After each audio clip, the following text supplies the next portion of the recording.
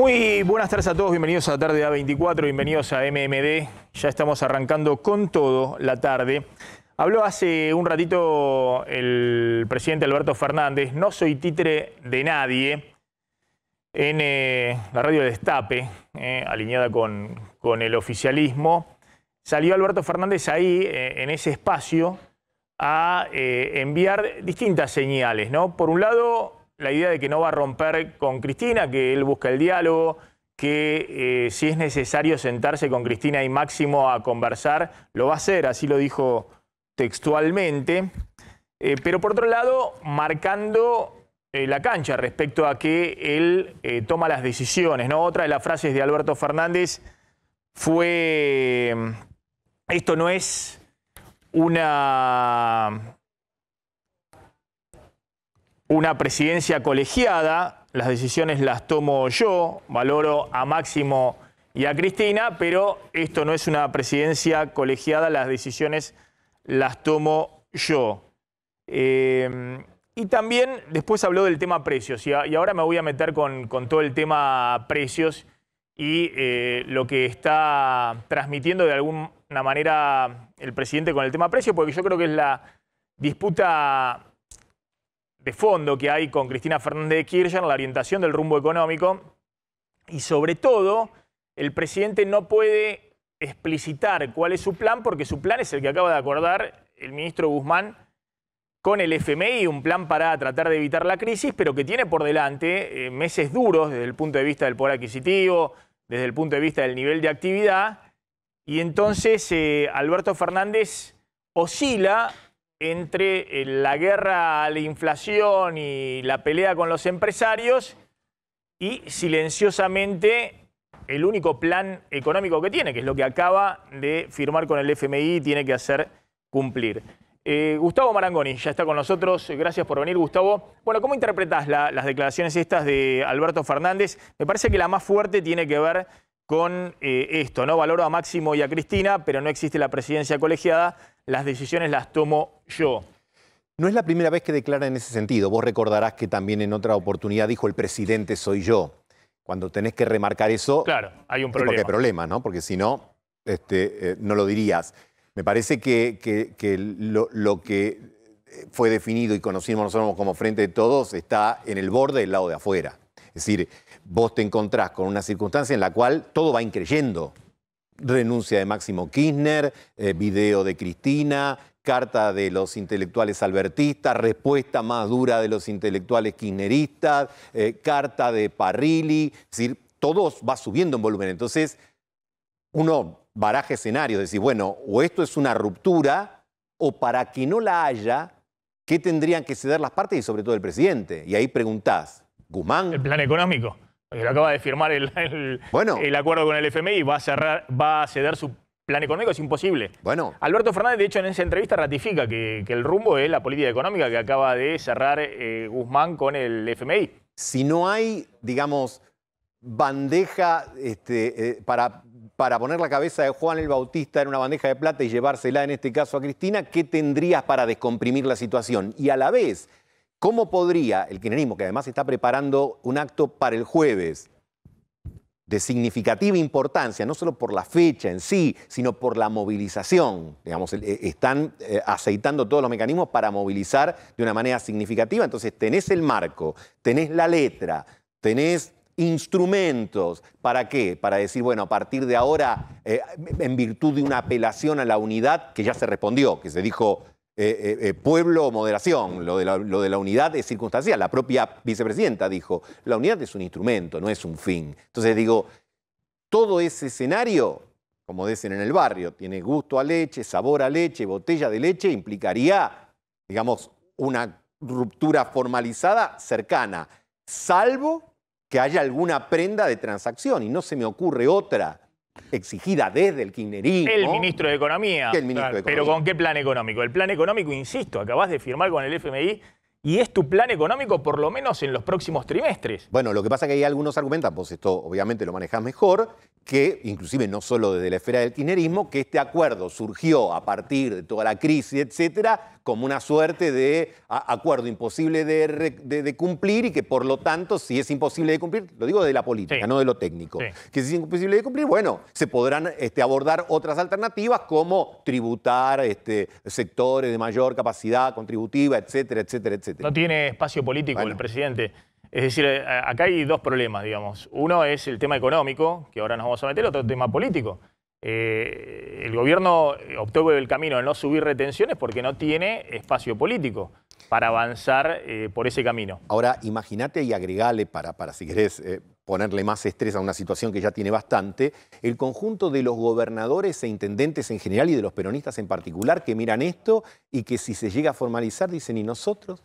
Porque vos tenés que tener interlocución con un gobierno que en última instancia es el que firma las cuestiones cotidianas, diarias, transferencias, etcétera, y a la vez vas a tener una presión por abajo que te va a estar corriendo frente al escenario de una compulsa electoral el año que viene, donde necesitas vos los votos. Déjame, me meto justamente en lo que quería, porque eso es lo que le ha pasado a Alberto Fernández también, que han perdido totalmente peso sus declaraciones. Cada vez valen menos las declaraciones del presidente. Entonces cuando dice, habla el presidente, esto que lo otro... Y la verdad que el presidente debiera medir sus palabras y el mensaje que quiere transmitir en este momento a la sociedad, porque ahora vamos a ver algunas encuestas encargadas por el propio oficialismo, su palabra vale cada vez menos. Y no solamente vale menos hace rato en el electorado de Juntos por el Cambio, sino en el propio electorado del oficialismo, en el electorado del Frente de Todos. Y ese es un gran problema, sobre todo para enfrentar el principal problema que tiene hoy en el corto plazo la Argentina, que es la inflación. Una inflación que se acelera y que licúa todo. Ahora vamos a ver cómo se liga la imagen de los dirigentes políticos y los gobiernos a partir de la inflación, ¿no? De cómo eso licúa. ¿Y qué capacidad tiene Alberto Fernández? Hay una encuesta muy interesante de Sheila Bilker, que encuesta habitualmente para el gobierno de 3.0, que muestra justamente que tiene muy poca credibilidad Alberto Fernández respecto a la posibilidad de bajar la inflación. El 75% de los encuestados consideran que Alberto Fernández no puede bajar la inflación.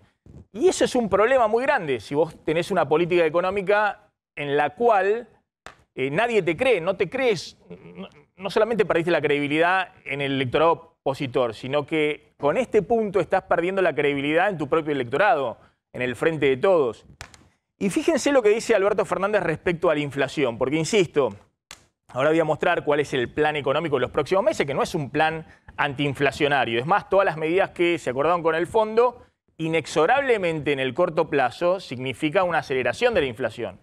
La aspiración es que reordenando mínimamente las variables macro, en el segundo semestre del año puede haber una desaceleración de la inflación, pero en el corto plazo todo lo que se toma como medidas son medidas que empujan o tienen adición a los precios en distintos sectores, básicamente porque estás levantando el ancla del tipo de cambio oficial y el ancla de las tarifas de servicios públicos. Alberto Fernández dijo respecto a la inflación, algunos especulan y suben precios por las dudas. Esta es una batalla que tenemos que dar entre todos y tenemos que denunciar al supermercadista del barrio. Eso ponerlo a pleno porque acá atrás no se ve, que no entiende las cosas y pone los precios que pone. Es decir, acá pasamos de un plan antiinflacionario y después pasamos de la confrontación con las grandes empresas al supermercadista del barrio. Es decir, el presidente le está pidiendo a la gente que denuncie al almacenero, autoservicio o el supermercadista del barrio. Fíjense que no está hablando de los grandes supermercados. Ahora vamos a contar por qué. Porque efectivamente los grandes supermercados, cuando vieron las remarcaciones de las últimas semanas, se plantaron ante las grandes fabricantes de alimentos y lo denunciaron ante el gobierno.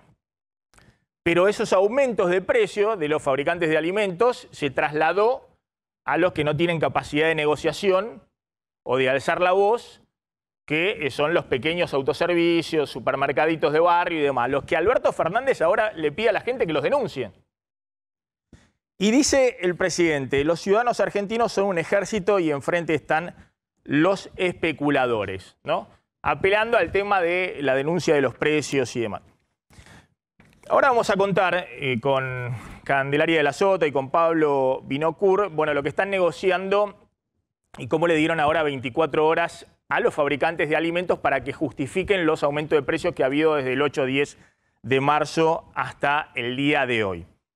Lo insólito es que ahora el gobierno quiere que se retrotraigan los precios que se remarcaron por el propio aviso de Alberto Fernández de que iba a haber una guerra contra la inflación.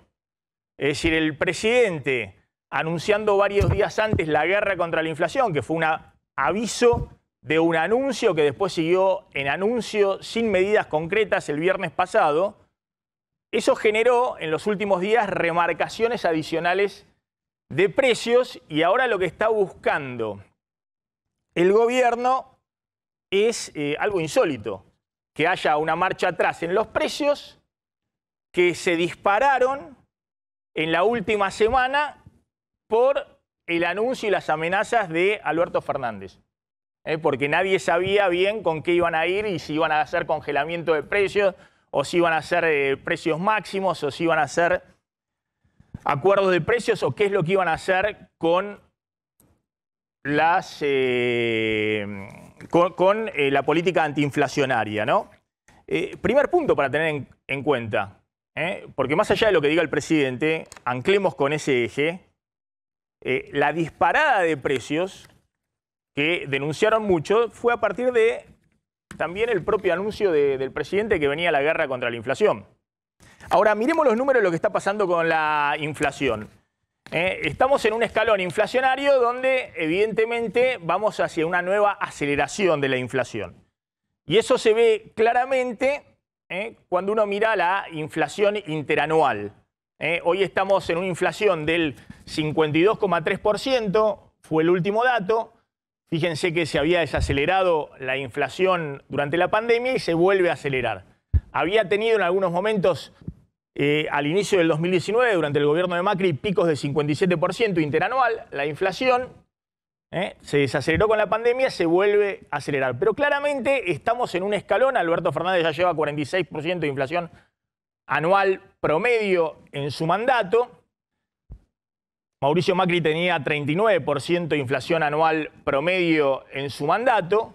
Y Cristina Fernández de Kirchner tenía 26,8, 27 según las fuentes privadas, porque el INDEC estaba intervenido, promedio en su último mandato. Es decir, la inflación ha ido un escalón cada vez más arriba. El problema que tenemos ahora es que ya con un piso del 50% tiene el shock adicional de lo que está pasando en Ucrania y claramente va en un proceso de aceleración.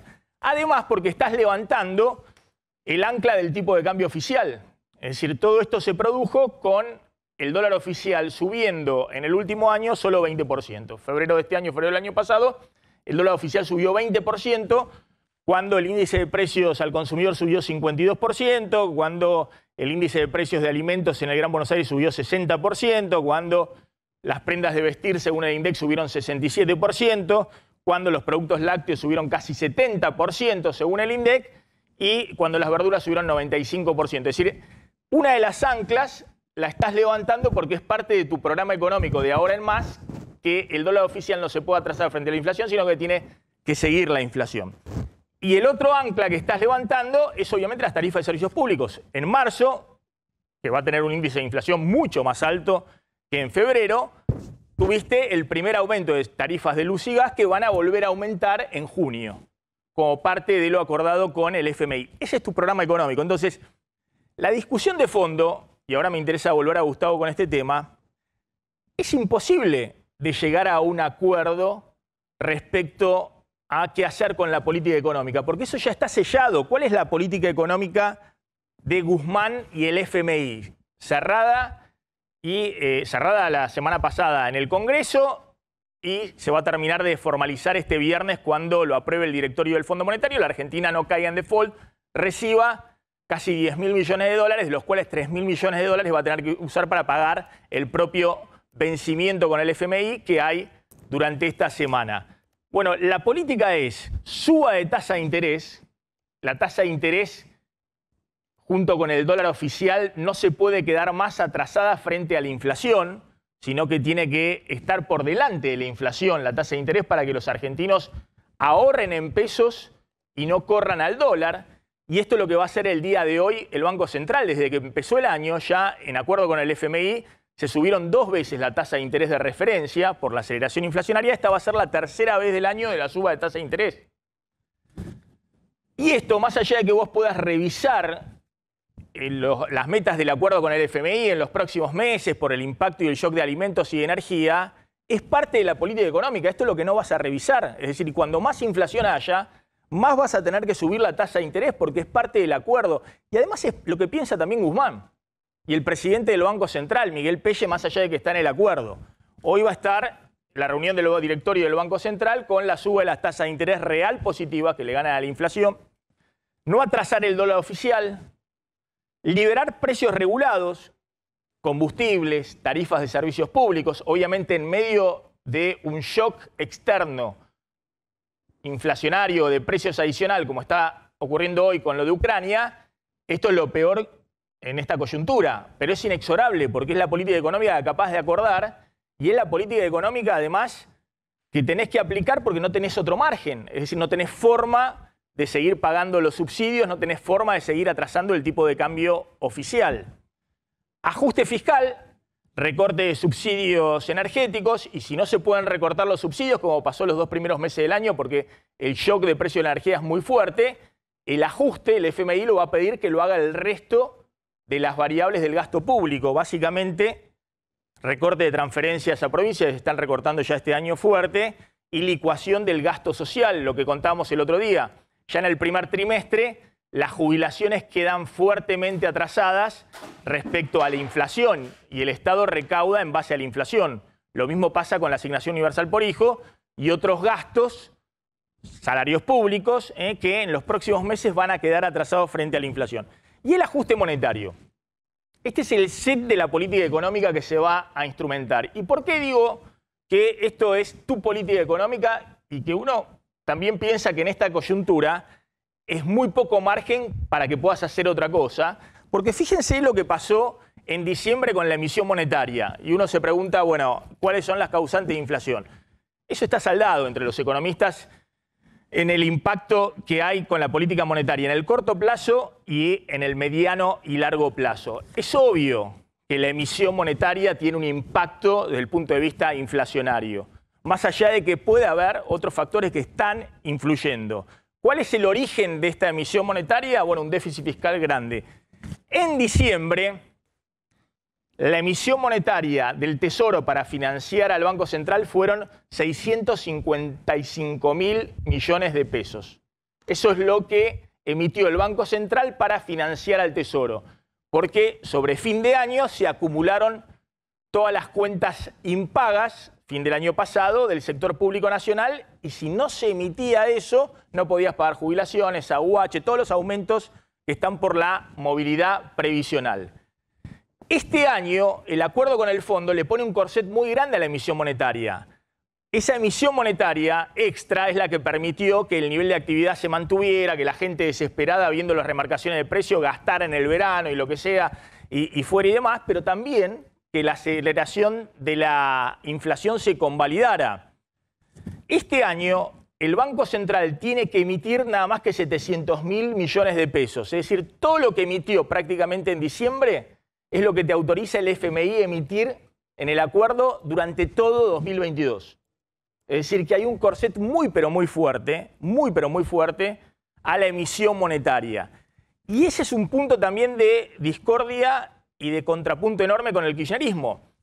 Este corset muy fuerte, la emisión monetaria, es la contracara de que necesitas tasas de interés reales positivas altas en la Argentina este año para que el sector público pueda financiarse no con emisión monetaria desde el Banco Central, sino emitiendo bonos de la deuda en pesos en el mercado local, y tiene que haber tasa de interés atractiva para que los bancos y otros inversores te presten los pesos con una tasa de interés que le gana a la inflación.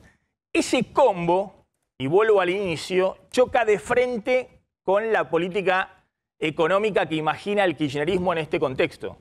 La política económica que imagina el kirchnerismo en este contexto es totalmente distinta.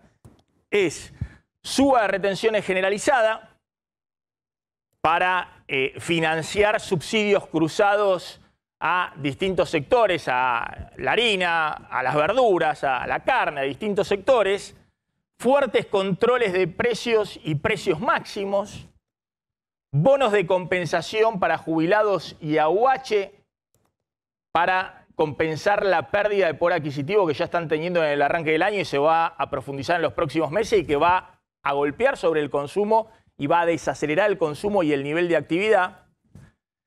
Y tasa de interés real negativa para no frenar el crédito y darle una ayudín adicional al consumo para que el nivel de actividad siga fuerte. En este contexto, la receta del kirchnerismo es, bueno, si hay que emitir más para financiar el desvío fiscal que estas cosas implican, más allá de los problemas que hay desde el punto de vista inflacionario, emitamos más. Bueno, claramente es la contracara. Es decir, están en una postura, en una línea de colisión. Lo que Alberto Fernández tiene como menú de su política económica es totalmente distinto a lo que piensa hoy Cristina Fernández de Kirchner y Máximo Kirchner. E insisto con este punto, Cristina dejó trascender el fin de semana, nosotros comentamos acá la nota de Horacio Berbisky, dejó trascender que ella cree que todo va a saltar por los aires en el corto plazo, es decir, que en el próximo mes o en los próximos 2 meses todo salta por los aires. ¿Tiene razón con eso? Es decir, ¿tiene razón pensando que lo que está haciendo en términos de política económica Alberto Fernández implica que todo estalle dentro de 1 mes o 2 meses, como dejó trascender Cristina a través de periodistas que hablan todos los días con ella? Bueno, desde mi punto de vista, claramente no. Es decir, los próximos 3 meses la Argentina tiene la oferta de dólares extraordinaria del momento de la cosecha gruesa con precios récord de la cosecha. Tiene el ingreso de los dólares a las reservas del Banco Central más allá de lo que hay que pagarle. Es decir, el gobierno tiene en los próximos 3 meses cierto sosiego desde el punto de vista del mercado cambiario, la posibilidad de que te salte el dólar y se especialice todo. Lo que sí tiene razón Cristina es que en los próximos 3 o 4 meses vamos a un escenario en el cual la inflación le gana a la jubilación, el AUH, a la mayor parte de los salarios públicos y privados, y eso genera inexorablemente una desaceleración del nivel de actividad y una situación mucho más tensa desde el punto de vista social y político. Es una situación donde la calle se tensiona con los sindicatos, con los movimientos sociales. Y la pregunta ante ese escenario, que no es un escenario de estallido de la macro, es decir, justamente para eso se hizo el acuerdo con el fondo. Porque si ibas a default hoy y te saltaba el dólar, se espiralizaba e ibas a la hiperinflación. Ahora, no estalla la macro, pero la pregunta es si resiste la calle. Si resiste la calle los próximos 3 o 4 meses de desaceleración del nivel de actividad con estos niveles de inflación. Porque vas a un escenario que muy probablemente sea de estancamiento en los actuales niveles de actividad con pérdida de poder adquisitivo. Bueno, la discusión donde va a estar parado en este escenario el kirchnerismo, si va a estar en la calle o va a estar en los sillones cómodos del Estado, ocupando los lugares claves como están hasta ahora, negociando por lo bajo con Alberto Fernández. Gustavo. Néstor Kirchner expresaba de manera muy coloquial su fórmula política económica. Decía, la política es cash y expectativas, ¿no? Entonces, acá no hay cash ni expectativas. Punto a favor, digamos, de la ruptura. Punto 2. Si en el año 2000 Chacho Álvarez había renunciado y sus funcionarios habían quedado, acá da la sensación de una posibilidad inversa. Que la vicepresidenta permanezca en su rango o en su lugar, pero que muchos funcionarios puedan salir de donde están. Ahora, eso naturalmente deja en una situación de debilidad al gobierno, asumiendo que un escenario posible, yo no soy Nostradamus, digo, pero un escenario posible es la ruptura, la pregunta es, bueno, ¿cómo queda el gobierno en el Congreso? Está bien, podés gobernar muchas cosas sin necesidad de Congreso o por decreto de necesidad o urgencia, pero en una situación de extrema debilidad. Y respecto a lo que vos acabás de describir recién, respecto al credo económico de uno y del otro, ahí no hay punto de intersección. Claro. Porque si el credo económico del kirchnerismo es una mesa como esta, pero de 4 patas, Bueno, vos le sacaste la pata de la emisión, la pata de las tasas de interés, le sacaste la pata del dólar, del anclaje del dólar, le quitaste la pata de los subsidios y además le sacaste la tabla que cubre esas 4 patas, que es la supervisión del Fondo Monetario Internacional. No hay mesa. No te queda nada, no hay nada de la política tradicional del kirchnerismo en estas coyunturas. Con una pata menos yo me arreglo, a lo mejor te tengo la mesa así, pero de esta manera es muy difícil. Espérame, Gustavo, porque tengo un móvil. Ahora va a contar Pablo Vinocur qué está pasando con los intelectuales del kirchnerismo y los intelectuales que se alinean con Alberto Fernández, que se están tirando con todo. Contame, Pablo, qué está pasando ahí en la calle. Estamos mostrando a pantalla partida la calle. ¿Qué está sucediendo ahí? Sí, había una movilización de UOM vinculada al tema de, no sé si este es exactamente ahí el móvil, pero había una movilización de UOM vinculada al tema de la negociación paritaria. Seguramente ahí se están preparando y están empezando a movilizar, básicamente. Se ven ahí pancartas de Evita, se ven pancartas, sí, es exactamente, ahí está, es exactamente en la UOM. Están empezando a movilizar. Siempre, bueno, el pedido, la lucha tiene que ver con las paritarias y también tiene que ver, por supuesto, en este caso, por ser la UOM, con que hay elecciones y que por primera vez Antonio Caló tiene un rival en las elecciones. Por eso es que empieza a haber movilizaciones y en este marco, obviamente, el tema del reclamo por las paritarias, donde hay sectores que están pidiendo negociar por encima de la inflación y sectores en casi todos los gremios que dicen, bueno, tenemos que darle una mano al gobierno y quizás mantenernos un poquito a la par. Y un Caló que jugó fuerte apoyando a Alberto Fernández en esta interna. Y fundamentalmente en la negociación con el Fondo Monetario Internacional. A ver, tenemos un móvil en el barrio Rodrigo Bueno. Ahí está Leo Godoy. Leo. ¿Qué tal, Maxi? Buenas tardes. Sí, estamos en el barrio Rodrigo Bueno, que es antiguamente conocido como la Villa Rodrigo Bueno, pero después llegó hasta aquí la urbanización. Podrás ver, allí hay parte todavía de lo que son las construcciones más antiguas aquí del barrio, que da a lo que es el predio de la Ciudad Deportiva, que tuvo su conflicto y que próximamente allí va a haber nuevas construcciones. Y después todo esto es parte de la urbanización. ¿Sí? Todos estos edificios son parte de la urbanización. Allí del otro lado vas a tener las torres propiamente de Puerto Madero. Nosotros estamos justo, como diríamos, en la parte de atrás, en lo que es la Costanera Sur. En este lugar está una pizzería, la pizzería de Javier. ¿Sí? Javier, que es un emprendedor de aquí del barrio, que gentilmente nos ha permitido llegar hasta su local para poder conversar junto con vos. Mira, acá lo agarramos en plena faena.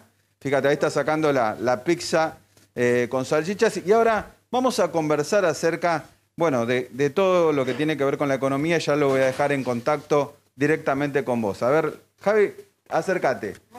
Ahí le vamos a pedir. Vení. Bueno, buenas tardes. Aquí te dejo directamente para que puedas charlar con Maxi Montenegro, que él quiere hacerte algunas consultas acerca de tu local. Bárbaro. Javier, ¿cómo andás? Ahí está. Bueno, hola, sí, bien, gracias a Dios. Quería preguntarte, justamente vos estás en una zona, digamos, de gente de bajos ingresos, obviamente que cuentan el mango como pueden para llegar a fin de mes. Vos tenés ahí una pizzería que tengo entendido que te va muy bien. Pero que me cuentes un poquito cómo está la calle en un contexto en el cual aumentaron fuerte los precios y sobre todo los precios de la harina. Obviamente ahí para hacer la pizza y los otros productos que vos fabricás, ahí debe haber impactado. ¿Y cómo está ante esos aumentos de precio la gente, digamos, a la hora de comprar? Sí, mira, sinceramente, lamentablemente no tuvimos que bajar a comparación de los negocios de afuera. Yo prácticamente estoy vendiendo una pizza, la más barata, a 600 pesos, que afuera está de 1.000, 1.200, de mozzarella. No podemos bajar la calidad del producto porque perdemos clientes, o sea, trabajamos con productos con materia de primera, pero sí, nos afecta a nosotros como gastronómico, nos afecta mucho porque el margen de ganancia es muy, muy poco, fuera de que esto es un emprendimiento familiar, pero nos deja para subsistir con lo justo y nada más. O sea, lo que a nosotros nos mantiene es la calidad de mercadería que vendemos, la calidad de producto. Claro. Eso es que siga trayendo clientes, pero ya te digo, es un margen de diferencia muchísima. Todo aumentó, todos los días aumenta y la gente, ¿cómo le explica que aumentó si el ingreso, como vos decís, hay gente de ingreso muy poco y no lo podés matar porque una no vendés nada y otra la gente no tiene para comprarlo. Claro, lo que vos contás es, ¿cuánto te subió la bolsa de harina? ¿A vos te subieron los insumos para preparar las pizzas y demás y no podés trasladar mucho a precio? Tenés que comerte tu margen de ganancia porque, claro, vos estás en un lugar donde si vendés la pizza más cara de 600 pesos, no, se te cae la demanda, se te cae el consumo. No la vendés, exactamente. Y lamentablemente está subiendo cada 15 días todo. Te está subiendo de 100, 200 pesos arriba y en el kilo, en el volumen, sí, se siente el efecto. Tanto como mozzarella, como la cantidad de verduras, por ejemplo, un tomate, acá lo conseguimos a 400 pesos el kilo. O sea, ya la pizza ya la vendemos muy jugada o vendemos a veces también por decir, estamos cumpliendo con el cliente para no perderlo. Tratar de que compre esa pizza a precio de costo y bueno, y si te compra por ahí una empanada, bueno, buscar un poco la ganancia en sí.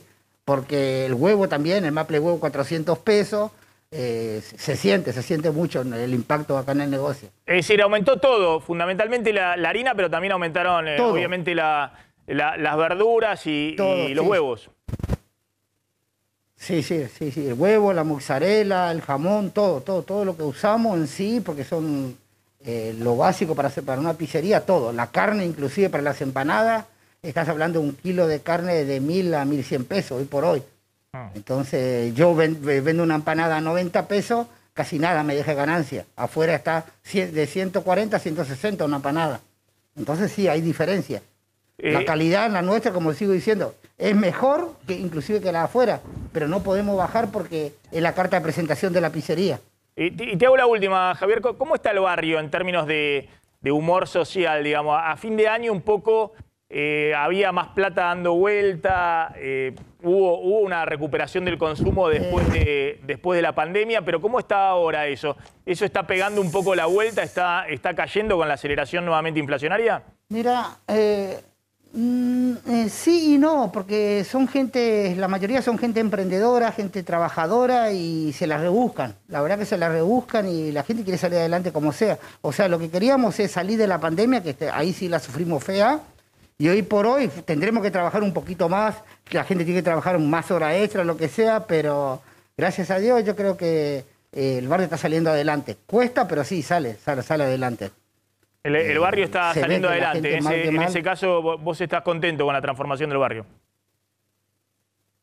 Sí, la verdad que fue un cambio total. Es como digo siempre, recuperamos la dignidad, poder soñar, tener una oportunidad nueva, que nos incluyan en la sociedad, porque al estar en un barrio, en una villa, como dicen, nos marginaban mucho, en todos lados nos marginaban mucho y lamentablemente a veces juzgan sin saber y en este barrio son toda gente trabajadora. Debe haber gente mala como acá en Palermo, en cualquier lado, pueden llegar a ver pasar uno que otros hechos, pero es nada. La verdad que sinceramente es un hermoso barrio, como siempre digo, y lo volvería a elegir. Bien, Javier. Yo viví en muchos barrios de Buenos Aires. Sí. Te hago la última, ¿no? Porque el barrio Rodrigo Bueno está justo ahí atrás de Puerto Madero, es decir, está a metros, digamos, o a pocas cuadras de la Casa Rosada, del centro porteño, ¿no? ¿Y cómo están los precios ahí? Porque, bueno, vos me estás contando que haces malabares y ponés una pizza más barata que obviamente lo que está a 10 cuadras de ahí, que está todo en la zona céntrica. Pero el resto de los precios, ¿no? Porque uno tiene la impresión de que ahí en toda esa zona los precios están muy, pero muy elevados. Ay, mirá, justo está trabajando Maxi. Contanos. Bueno, déjalo, porque la verdad que está laburando. No, está bien, está bien. Los precios me decís... ¿Cuánto sale una pizza como esta acá y cuánto sale en Puerto Madero? Esta pizza acá sale 750 pesos y en Puerto Madero estás hablando de 1.800 pesos. La misma pizza. Está bien. Está bien, Javier. Y ellos trabajan con... Claro. Te agradezco, Javier, muy amable. Ya me libero. No, tranquilo, labura tranquilo, que es la prioridad, digamos. Que me parece que está dando la muestra, Javier, que la prioridad es el laburo, digamos, después atender o no atender a los medios. Te agradezco mucho, Javier, muy ilustrativo lo que nos contaste. Primero Bueno, estamos ahí con... lo que quería un poquito ver es... obviamente en Puerto Madero también, hay que decirlo, los comerciantes, los restaurantes y demás pagan fortunas de alquiler y demás, pero evidentemente este es un caso, por eso me interesaba, donde le están aumentando los insumos, pero no puede trasladarlo directo, porque si no se le cae toda la demanda, se le cae todo el consumo, la gente no tiene para... pero bueno, cada comerciante va viendo cómo hace con ese shock de aumento muy fuerte de insumos y de productos que tienen para trasladarlo. Algunos no tienen otra, porque si no, no pueden pagar la luz, no pueden pagar el alquiler. Otros tienen algún margen para quedarse con un mínimo de ganancia. Vamos a contar un poquito qué está pasando con la guerra contra la inflación.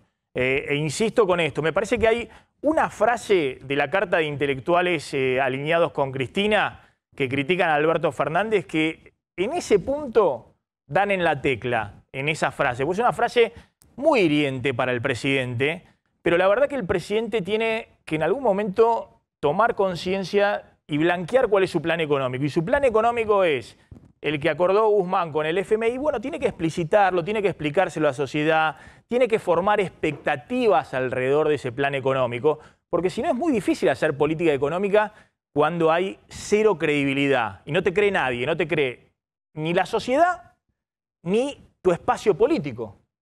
Es decir, nadie cree que estás luchando o que tenés algún plan para algo para salir adelante. Entonces, me parece que el presidente tendría que revisar esto de contentar a todos. Voy a TN y le digo que lo que quieren escuchar, voy a C5 lo que quieren escuchar, voy al Destape y hago el show de lo que quieren escuchar. Y bueno, hay un punto donde el presidente, más allá de su diálogo político con Cristina, tiene que explicitar cuál es su política económica y tiene que generar expectativa alrededor de esa política económica, marcar un sendero de certidumbre para los actores económicos. Y a partir de eso, bueno, apostar a que las cosas le salgan bien. Fíjense lo que dicen los intelectuales alineados con Cristina. La política gubernamental ha llegado a su punto más trágico. La preparación de escenarios de anuncios donde no se realizan anuncios. Es cierto, el presidente estuvo toda la semana pasada diciendo que el viernes eran los anuncios para la inflación. Llega el viernes y anuncia que sus ministros van a anunciar en los próximos días cuáles son las medidas. Es la práctica fallida de anticipar políticamente cosas que no se concretan. El mismo gobierno genera expectativas y la defraudación de las expectativas. Es el instante cruel donde la moderación se transforma en impotencia. Fuertísimo. Pero, a ver, más allá de las críticas de los intelectuales del kirchnerismo, y después hay que discutir por qué unos se alinean con Cristina y otros se alinean con Alberto Fernández, cuando hasta hace 10 minutos estaban todos juntos. El punto donde Alberto Fernández crea expectativas sobre la nada misma y después defrauda esas expectativas, es dispararse a los pies. Es mellar la credibilidad de la política económica. ¿Qué política económica? Y bueno, la que estuvo 2 años, su ministro de Economía, 2 años negociando y que recién pudo cerrar en los últimos días. Cerraste tu política económica y te da vergüenza explicitarla. Y lo mandás a Martín Guzmán, que por suerte se vaya a Francia en este momento, porque mejor que no explique nada el ministro de Economía, porque si no le llenan la cara de dedos.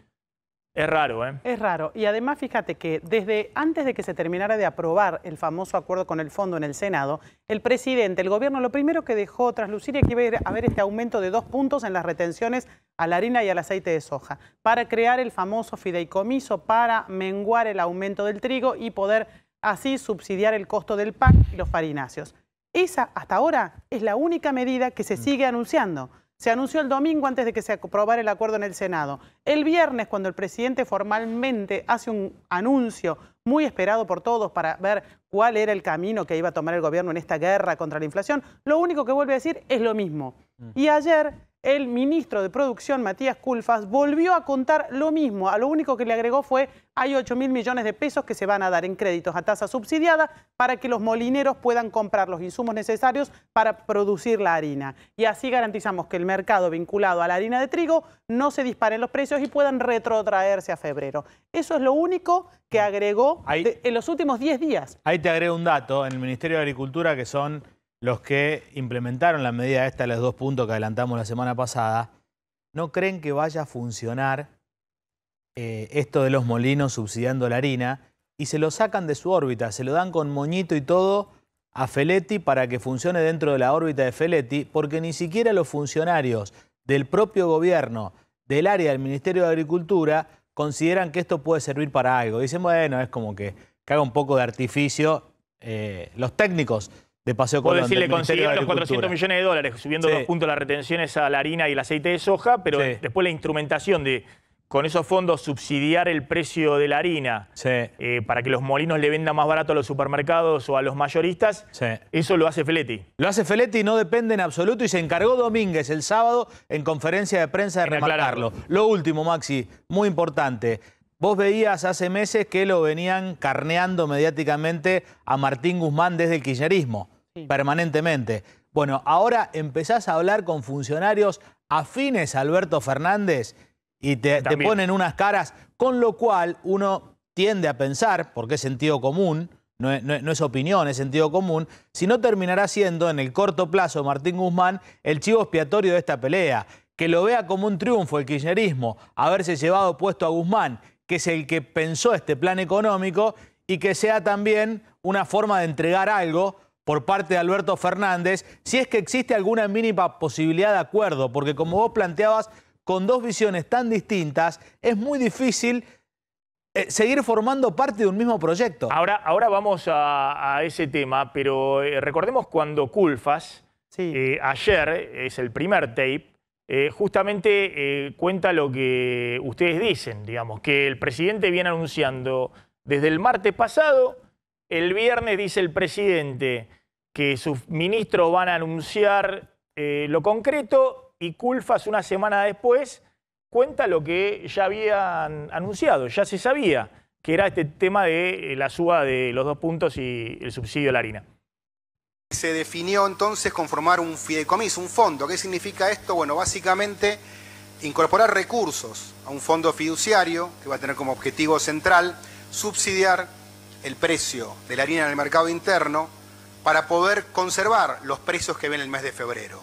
Y de esta manera que las industrias que se abastecen de harina de trigo puedan seguir teniendo los precios que tenían en febrero para poder seguir ofreciendo en la góndola, en el comercio del barrio, el pan, los fideos, la harina, al mismo precio, a precios similares a los que había en el mes de febrero.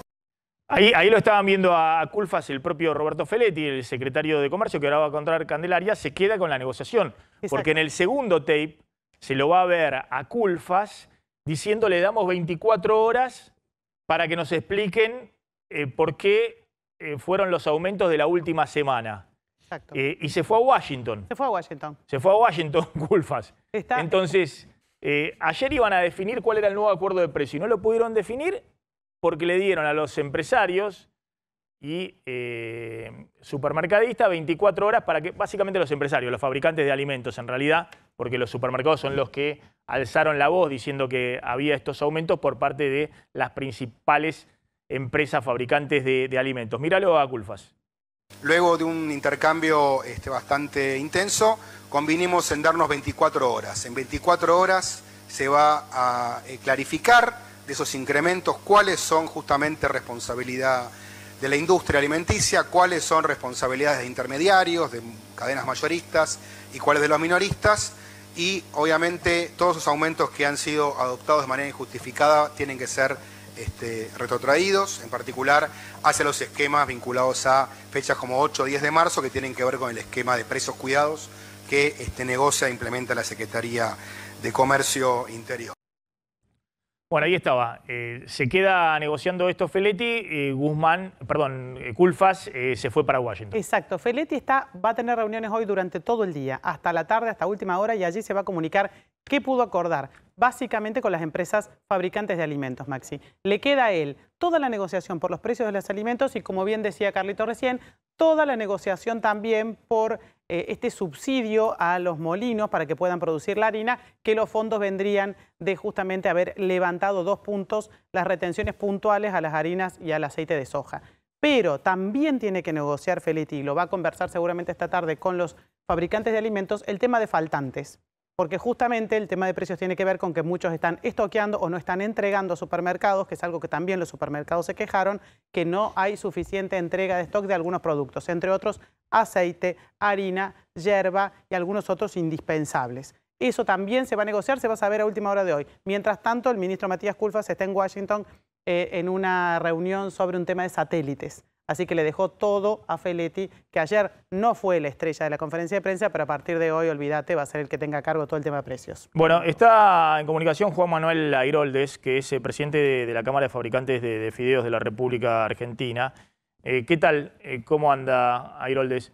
Gracias por atendernos. Hola, Maxi, ¿qué tal? Bueno, Buenas tardes, bueno, por favor, un placer. ¿Qué está sucediendo, digamos? El gobierno que dice que le da 24 horas a los fabricantes de alimentos, a las principales empresas, para que justifiquen los aumentos habidos desde el 8 o 10 de marzo.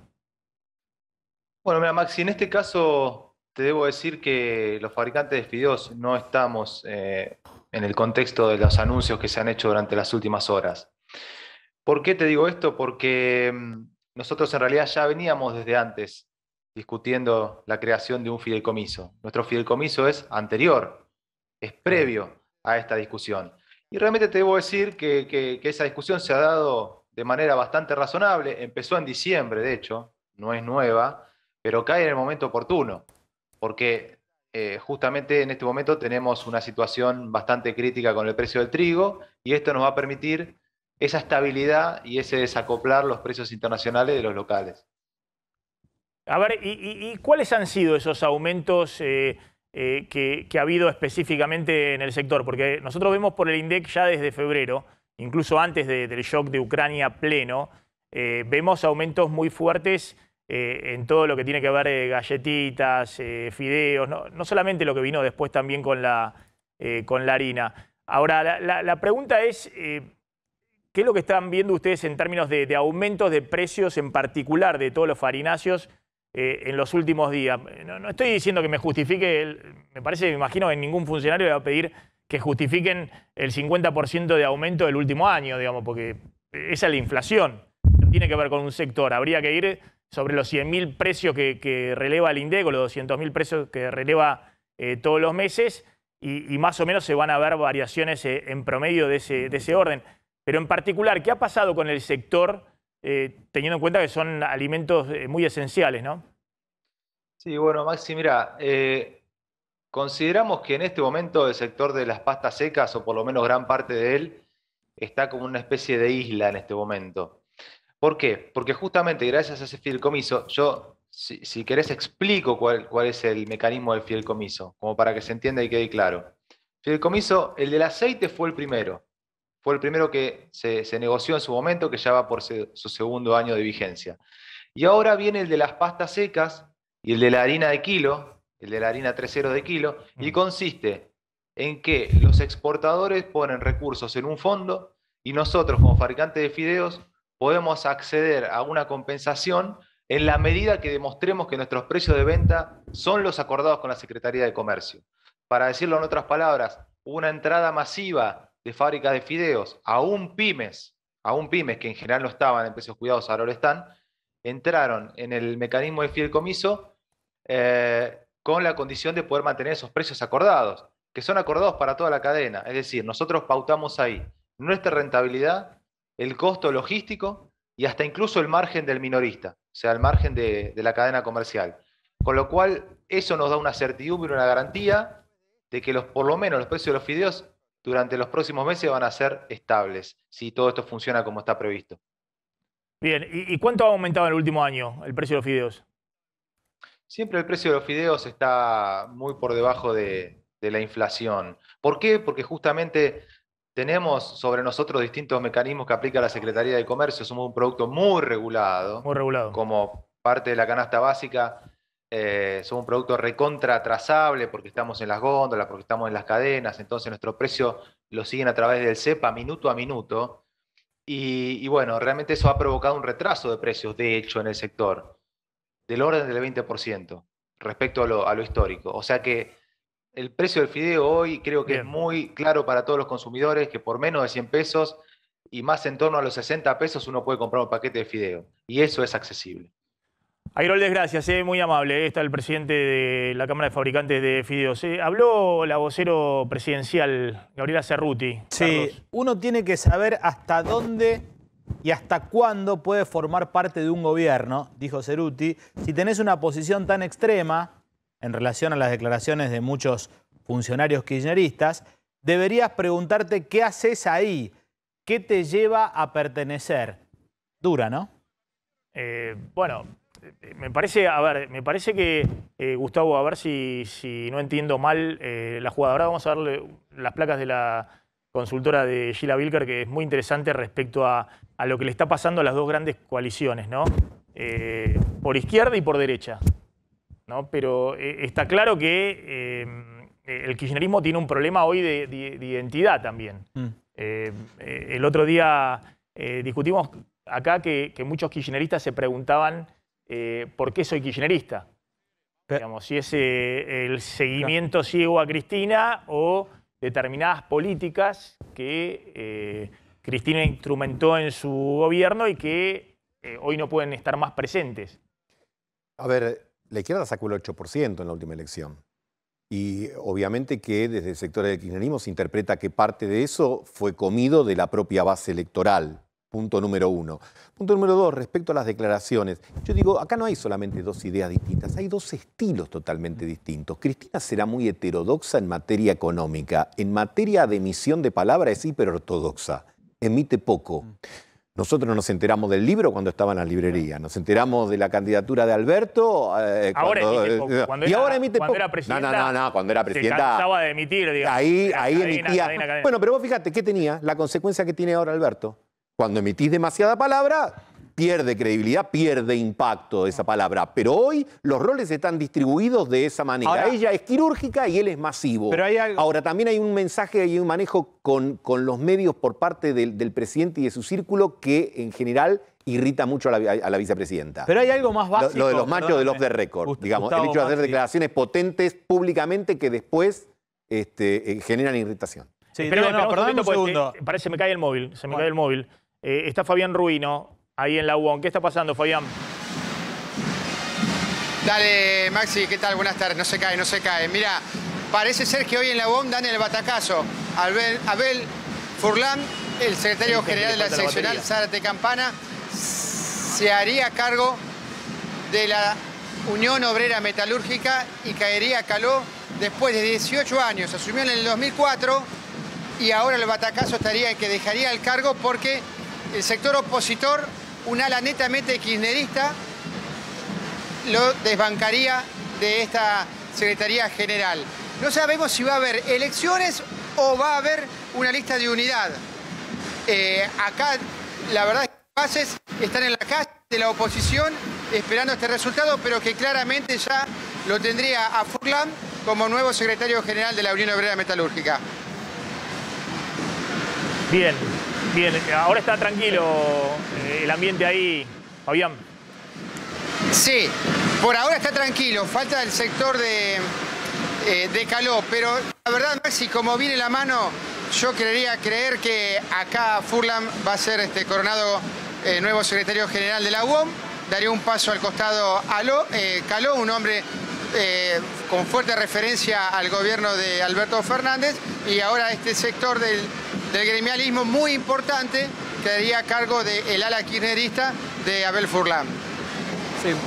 Maxi, más allá de la precisión o no, si esto ya está resuelto o no, seguramente habrá negociaciones de último momento y cosas que puedan llegar a cambiar o permanecer tal como está diciendo Rubino. Lo cierto es que este es uno de los problemas que tienen los gremios. Cuando empiezan a apoyar a Alberto Fernández o a una política más conservadora con respecto al gobierno, pensando en negociar paritarias quizás a la baja o un poquito por debajo de la inflación, empiezan a tener otros grupos radicalizados que se les empiezan a meter en sus propios sindicatos. Por eso es que en los últimos días, previo al anuncio al debate del acuerdo con el Fondo Monetario Internacional, por eso es que la CGT no salió tan fuerte a apoyar el acuerdo con el FMI, tal como le hubiera gustado al gobierno y como le hubiera gustado a algunos sectores incluso de la CGT, porque lo que tienen miedo es su propia interna, sus propias elecciones que pueden competir contra sectores del kirchnerismo que sean más duros y que estén pidiendo negociar paritarias más a la alza, o contra sectores de la izquierda más radicalizados. Pero además fue a fondo, caló en el acuerdo con el fondo. Recordemos que hace unos días dijo, el que no votó a favor del acuerdo no quiere a la Argentina. Dijo que la vicepresidenta se equivocó al alinear al kirchnerismo contra el proyecto de ley que aprobó en ambas cámaras. Es decir, se metió muy de frente contra el kirchnerismo. Volvemos ahora con ese tema y también con la carta de intelectuales alineados con Cristina, que choca con la carta que la semana pasada habían emitido intelectuales alineados con Alberto Fernández. Estos son los números que quería mostrar, ¿no? De 3.0, que hablaban del tema de inflación. Fíjense estos datos, ¿no? Expectativas sobre el control de la inflación. Esto es 3.0, una consultora que suele encuestar para el oficialismo. Total País, ¿usted cree que Alberto Fernández va a poder bajar la inflación? 75% dice no. Total Clase Media, 77% dice no. Hay un pequeño problemita de credibilidad que tiene y las expectativas juegan y mucho. La próxima placa, por favor. Cuando le preguntan, fíjense esto qué interesante, ¿no? No sé si se llega a ver, pero ojo también con lo que está pasando con algunas figuras de la política. Acá el que instale que tiene el plan para poder bajar la inflación va a crecer mucho políticamente. Y según esta encuesta, que insisto, es una encuesta que muchas veces es encargada por los despachos oficiales, dirigentes más capacitados para controlar la inflación, según hayan votado a Macri o a Alberto Fernández en 2019. Aparece Milei. En primer lugar, el 46% de los votantes de Juntos por el Cambio cree que está capacitado para bajar la inflación. Y fíjense este dato, casi el 18% de los votantes del Frente de Todos creen que está capacitado para bajar la inflación. En cambio, ¿qué le pasa a Cristina? El 2% de los votantes de Macri cree que puede bajar la inflación, obviamente nadie. Y el 56% de los votantes del Frente de Todos. ¿Y qué le pasa a Alberto Fernández? A Alberto Fernández le pasa que, obviamente, el 2% de los votantes de Macri creen que puede bajar la inflación, nada. Y el 46% de los votantes del Frente de Todos, es decir, menos que Cristina. Menos que Cristina. Pero ojo que acá el dato es Milei, que dentro de los votantes de Juntos por el Cambio, es más, tiene una proporción más alta que el propio Macri. ¿Se ve acá? Este es Macri. El 32% de los votantes de Juntos por el Cambio cree que puede bajar la inflación. Y el 7%, 6% de los del Frente de Todos, es decir, muy bajito, nada. Pero Milei, es decir, en Juntos por el Cambio hay más votantes de Macri que piensan que es Milei el que puede bajar la inflación en lugar de Macri, ¿se entiende? E incluso hay sectores de Juntos por el Cambio, del Frente de Todos, que piensan eso. La próxima placa. ¿Cuáles son los responsables del incremento de precios? Bueno, la mayoría dice, acá no llego a leer, pero creo que dice emisión monetaria y impuestos, ¿no? Impuestos. Esta es la causa donde la mayoría considera que esa es la causa de la inflación. Después viene, acá en segundo lugar recién, no llego a leer, falta de regulación del gobierno a las empresas. El discurso típico del votante duro del kirchnerismo, el votante más duro. Y esto es todavía más elevado en la clase media, digamos, el 61% cree que el problema es emisión monetaria e impuestos.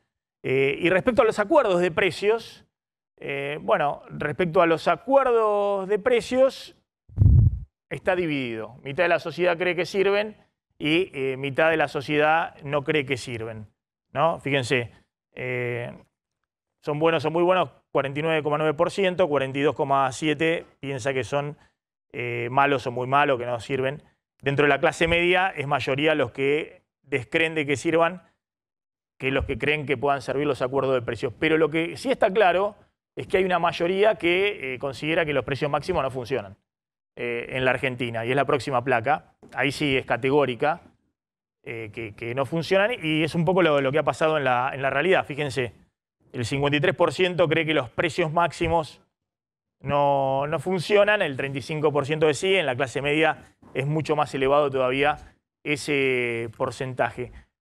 Ojo que lo que le está pasando al gobierno no es solamente que hay una discusión interna de qué política económica aplicar en este momento, lo cual yo no he visto en otro... Bueno, lo hemos visto en su momento, por ejemplo, le pasaba a Alfonsín con el equipo de Zurruil y el equipo de Grispun, pero no en el momento que Zurruil toma la manija dentro de la política económica de Alfonsín, por lo menos durante un tiempo, hasta que empieza a deshacerse el plan económico, logra alinear a parte del Partido Radical detrás, a la mayor parte, ¿no? Y la figura de Alfonsín.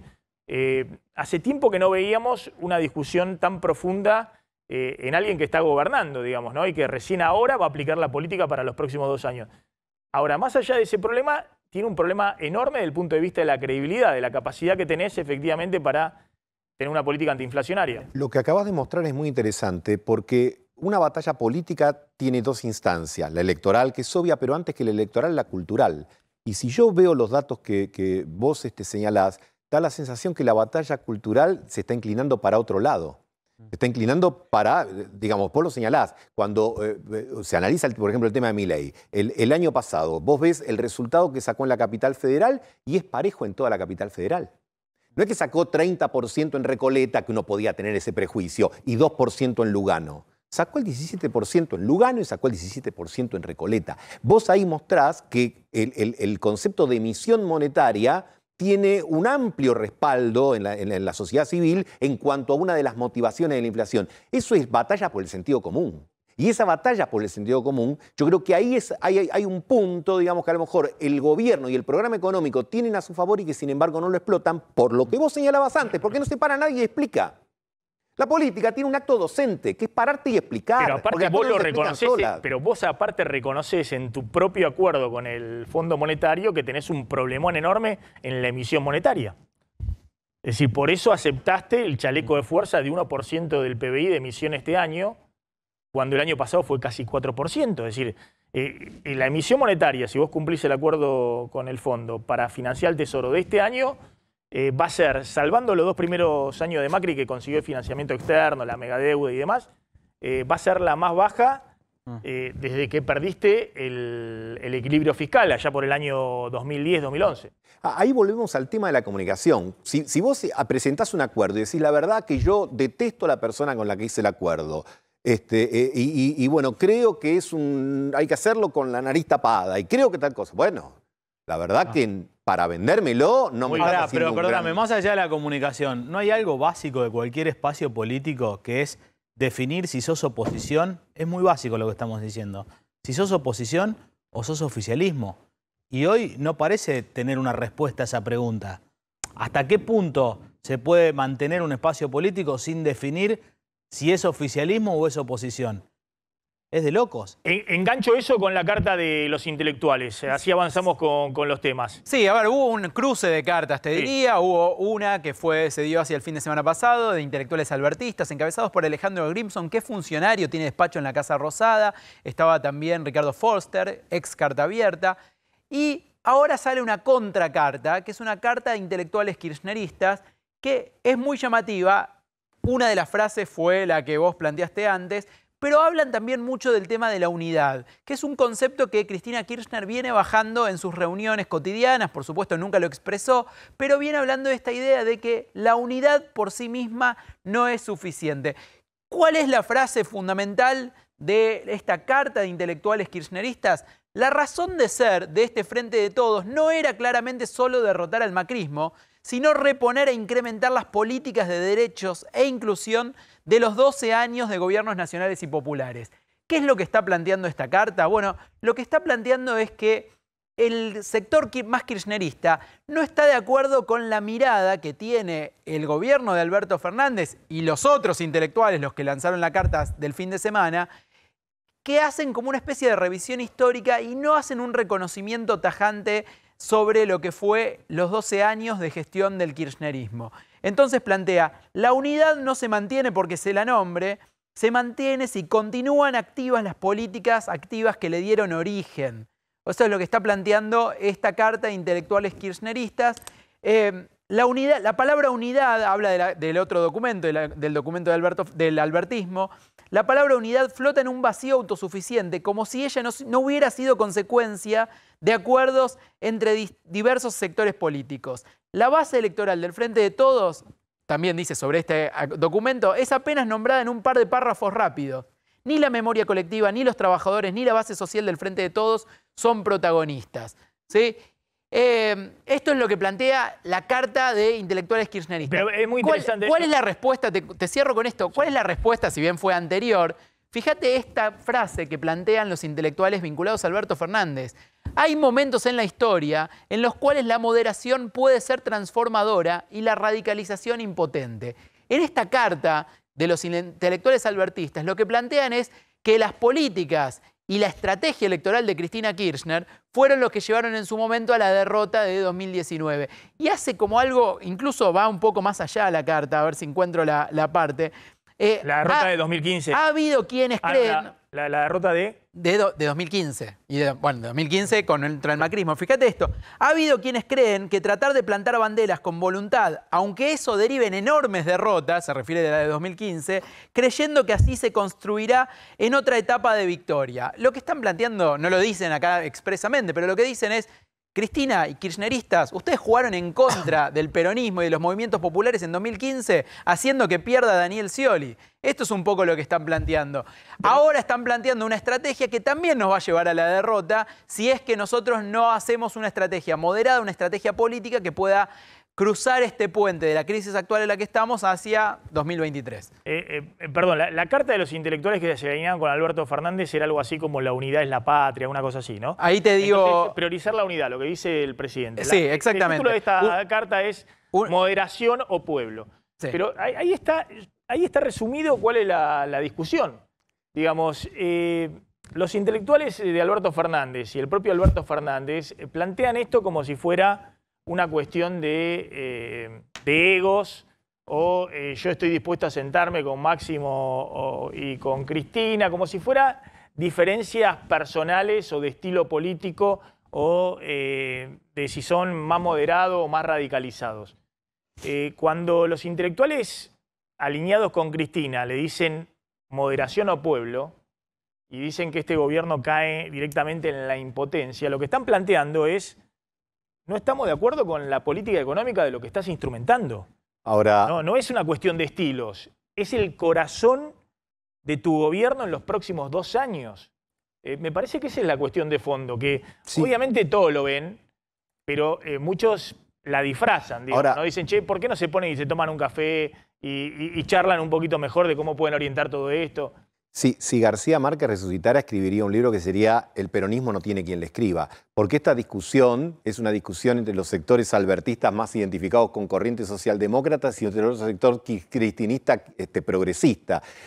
Los gobernadores, el peronismo de los sindicatos, etcétera, no tiene letra frente a esta progresista más alineado con te diría también más alineado con la izquierda peronista, ¿no? O sea... Veremos.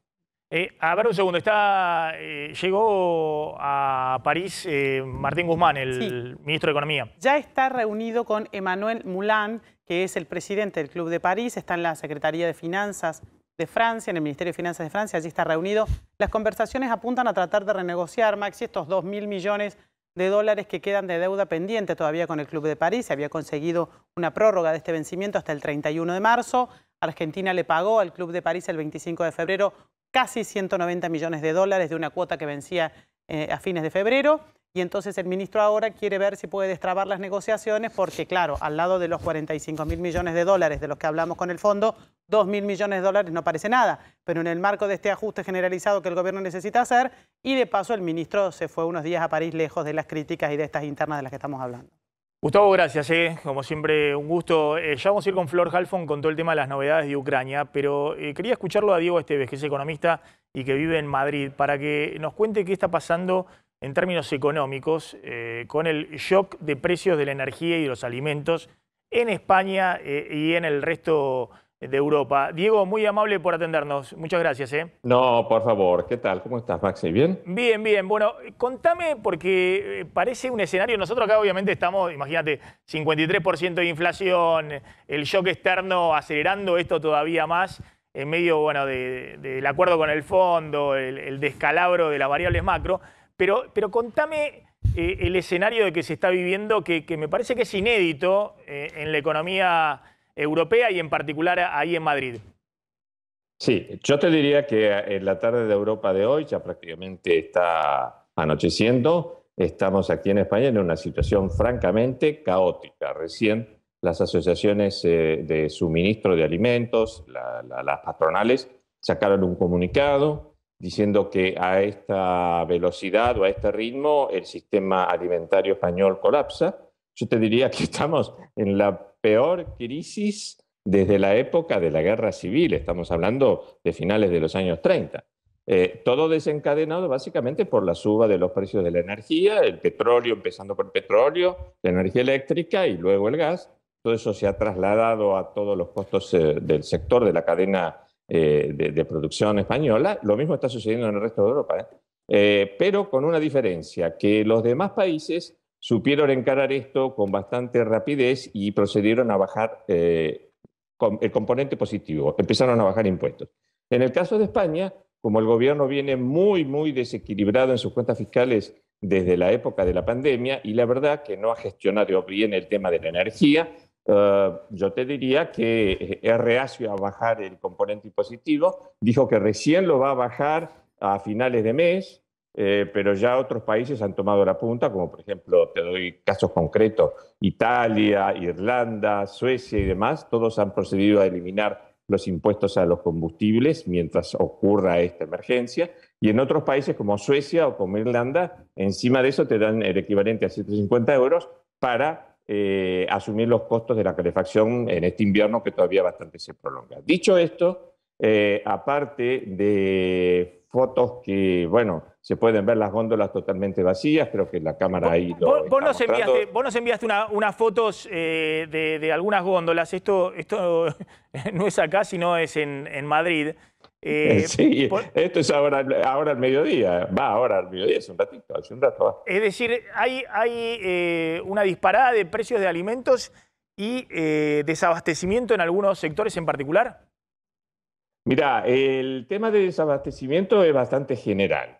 Primero empezó con problemas en el suministro de combustibles en las estacioneras y ahora se está generalizando a todo el sector. Y el domingo está programada una gran manifestación en Madrid, aquí en Madrid, para todo el tema del transporte de pasajeros y para los particulares.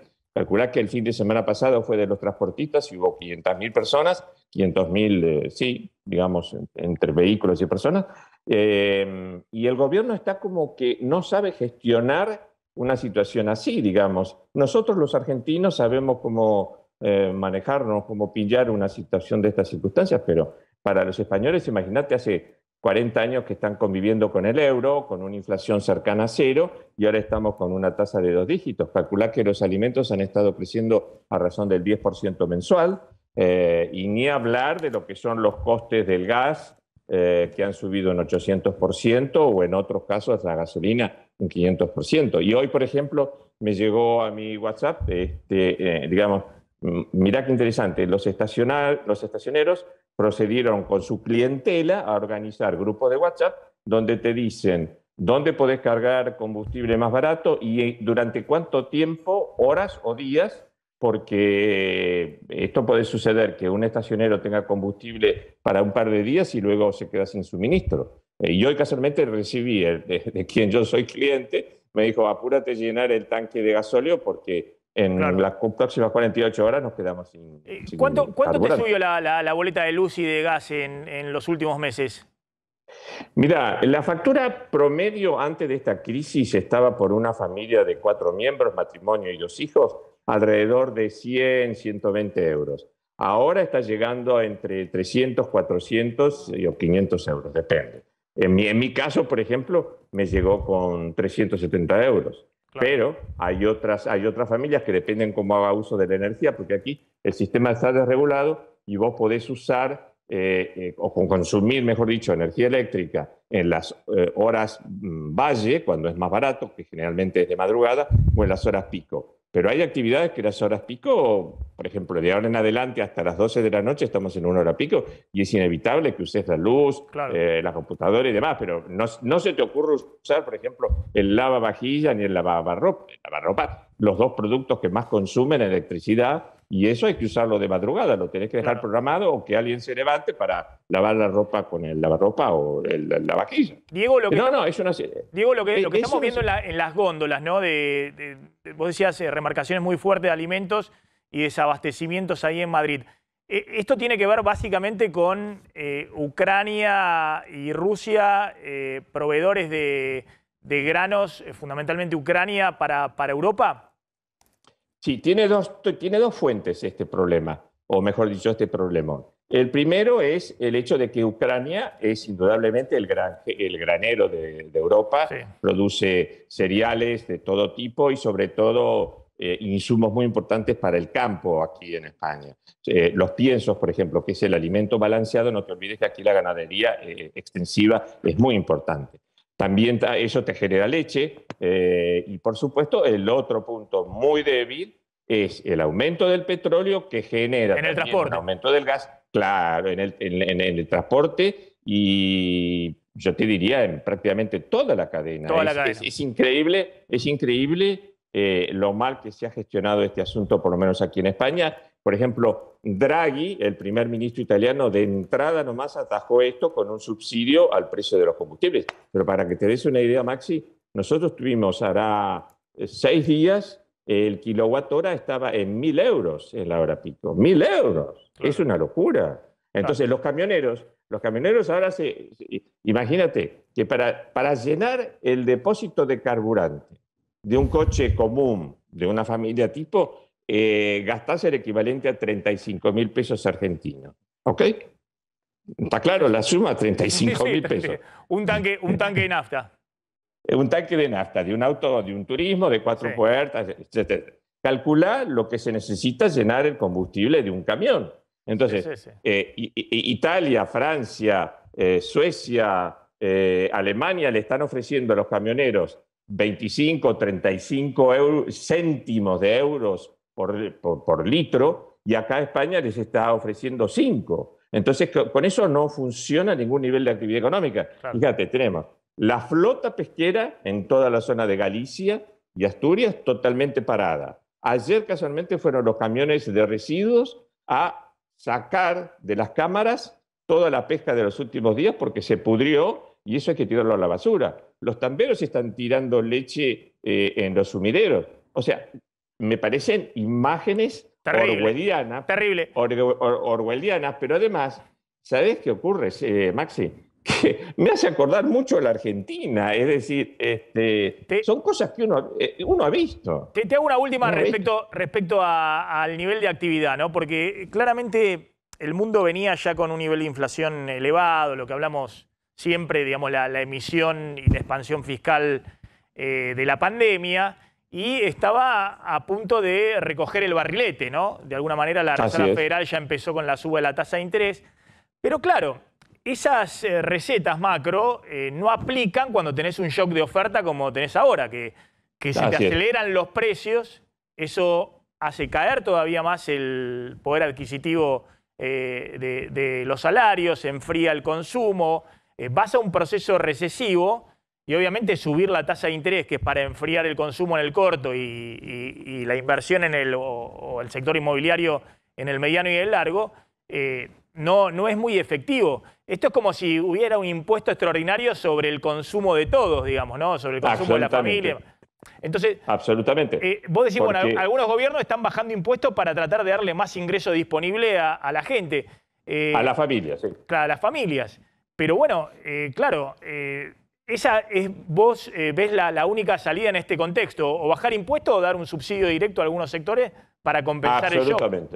Absolutamente, totalmente. O bajar los impuestos, que es lo que le están reclamando, por ejemplo, Sánchez, el primer ministro ahora español, está dando explicaciones al Parlamento sobre una serie de cuestiones. Y todos los grupos parlamentarios, incluidos los de izquierda y también los de derecha, están todos reclamando una reducción de impuestos, porque, a ver, te lo pongo en estos términos, no hay ecuación de producción rentable con estos niveles de precios. Imagínate que para el español empezar a tener tasa de inflación del 15, del 20% anual, no sabe cómo manejarse. No sabe cómo manejarse. Y aparte, es un shock inflacionario que, insisto, que la macro tradicional de subir la tasa de interés para ver si enfrías un poco los agregados y desacelerar no funciona en este caso, porque la luz y el gas van a seguir aumentando en términos de la restricción de oferta que tenés por la guerra en Ucrania. Absolutamente. Y a eso, el otro punto que le tienes que agregar es, aparte de lo que es la suba en el precio de la energía y demás, es que todos los productos de la canasta familiar, todos, sin excepción, lo único que no está subiendo es la ropa. Pero, por ejemplo, hasta, fíjate, el caso del níquel, que venía una parte importante de la zona de Ucrania. El níquel es un componente esencial para los coches eléctricos. Con esto quedó toda la ecuación del coche eléctrico, del coche híbrido, totalmente, como decimos acá, y perdón por la expresión, desculada, porque ahora no se consiguen coches eléctricos. Y además el coche eléctrico tiene como insumo el níquel y por lo tanto la tarifa de tener un coche eléctrico ahora ha subido una barbaridad. Entonces todo el mundo ahora está comprando autos usados gasoleros. El gasoil, la verdad que te saca de todos los problemas. Yo me acuerdo en el Rodrigazo del 75 lo que costaba un coche gasolero. Diego, muy interesante, muy interesante escucharte. Muchas gracias. La verdad que contás ahí un panorama que yo venía leyendo, pero vos lo has explicado de manera fantástica. Te agradezco mucho. No, por favor, Maxi, a tus órdenes, y te doy el anticipo de que esto va a tender a acelerarse con crecientes complicaciones, porque como vos bien planteás, la actitud del Banco Central Europeo no está siendo la adecuada en estas circunstancias. ¿Sabes por qué? Porque no la conocen. Esta inflación, esta inflación que es recesión con inflación, es un tema que, la verdad, los muchachos no lo estudiaron bien en la universidad. Sí, también son aguas desconocidas, ¿no? Porque todo lo que sucede después de lo que ocurrió la mega expansión de la pandemia y ahora justo en este momento que estabas en el momento del reordenamiento, el shock de Ucrania. La verdad que es complejo el escenario para todos, ¿no? Así es. Diego, gracias, muy amable, muy amable. Un abrazo, gracias a vos. Ahí estaba el economista Diego Esteves desde Madrid. Es más, esto plantea, porque algunos van a decir, pero fíjate lo que están haciendo ahí, ¿viste? Están pensando a ver si bajan impuestos o si dan subsidio directo a la gente, porque si no, se te cae el consumo. Bueno, por supuesto que ante un shock así, en el caso de la Argentina, sería lo deseable. Lo que pasa es que ¿con qué lo vas a hacer? Si no tenés financiamiento, no tenés credibilidad, todo lo que emitís se va al dólar y a la inflación. Entonces estás atado de manos, estás ante un nuevo shock externo, adicional a lo que pasa con la macro argentino, y no tenés los instrumentos típicos. Obviamente se te adelantó como se te adelantaron los precios de los alimentos. Se te van a adelantar los precios de la energía, porque algo vas a tener que pasar, estás tratando de recortar subsidios.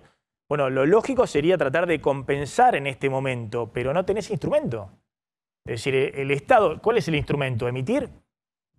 Si nadie quiere los pesos. Emitís los pesos y dan vuelta por la economía en 2 segundos y tenés la disparada de la brecha cambiaria y la inflación acelerándose y te come toda la emisión que vos hiciste. Entonces, es muy complejo el escenario. Obviamente los países que tienen otro resto, que tienen el Banco Central Europeo y demás, usan todos los instrumentos.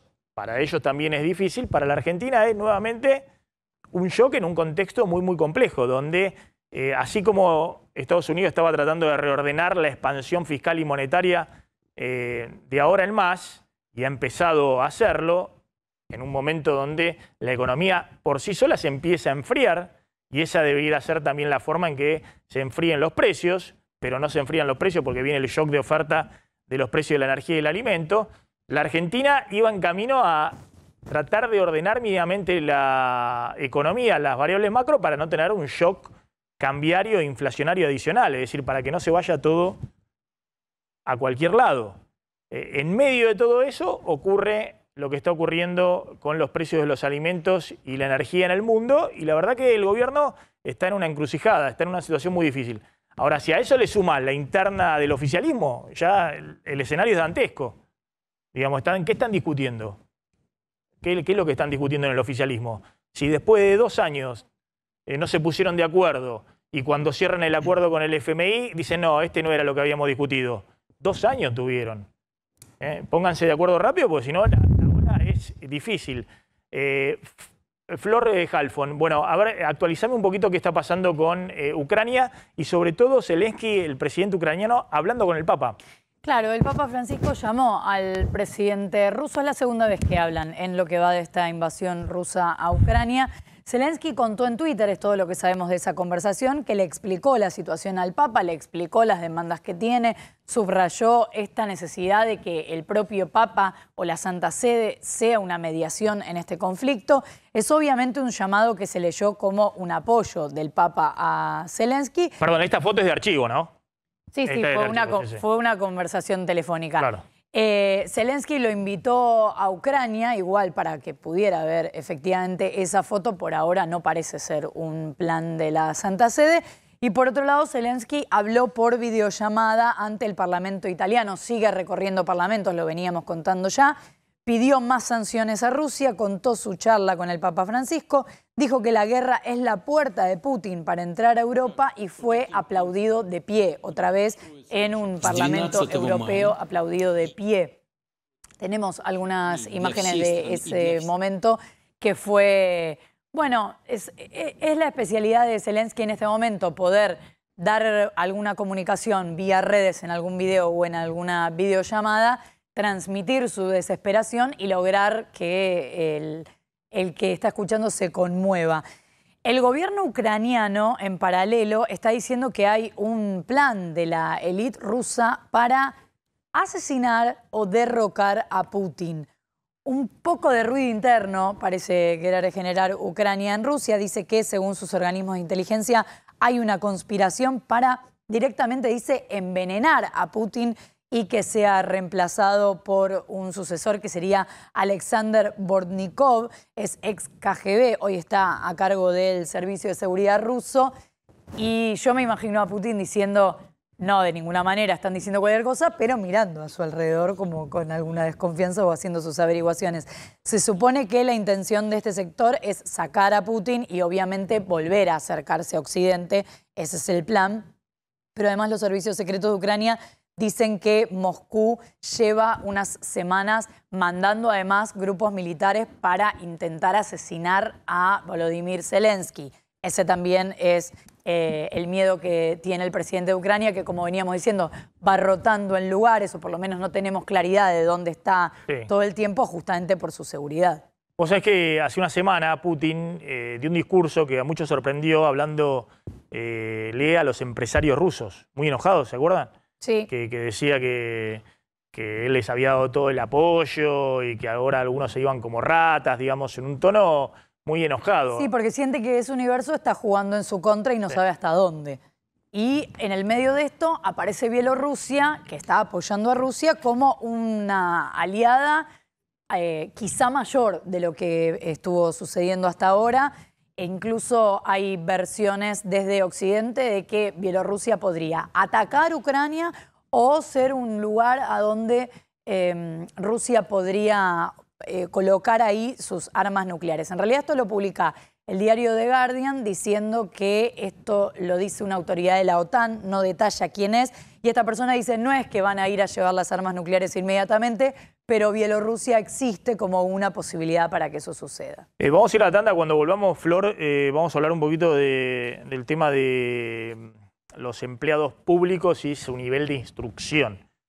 Es decir, qué nivel de instrucción tienen los empleados públicos. Esto a cuenta de la designación de 200 personas con la posibilidad de que sean incorporadas sin título secundario que había dispuesto la titular del PAMI, Luana Volnovich, y eso generó un contrapunto con la ministra de Educación de la Ciudad de Buenos Aires. Sí, en realidad terminaron siendo 20 personas y no 200, pero en un ratito te cuento. Bueno, ahora lo contás. Y vamos a hablar en un ratito también de qué está pasando con la reforma del Consejo de la Magistratura. Y Carlos, vos tenés información respecto a, qué va a pasar con la plaza del 24 de marzo. Ahí en la calle, ojo que hay mucho ruido de este nuevo capítulo de la interna del Frente de Todos, un día tan emblemático como el 24 de marzo, el próximo jueves, y qué va a hacer el presidente, ¿no? Que parece que no tiene lugar, digamos, en la recordación o la conmemoración del 24 de marzo, no quiero decir el festejo porque suena raro, ¿no? La conmemoración del 24 de marzo, un día feriado, pero donde hay habitualmente actos de distintos sectores, la izquierda, sectores de los derechos humanos y del kirchnerismo. Bueno, ¿cuál va a ser el rol del presidente en todo eso? Tanda y ya volvemos.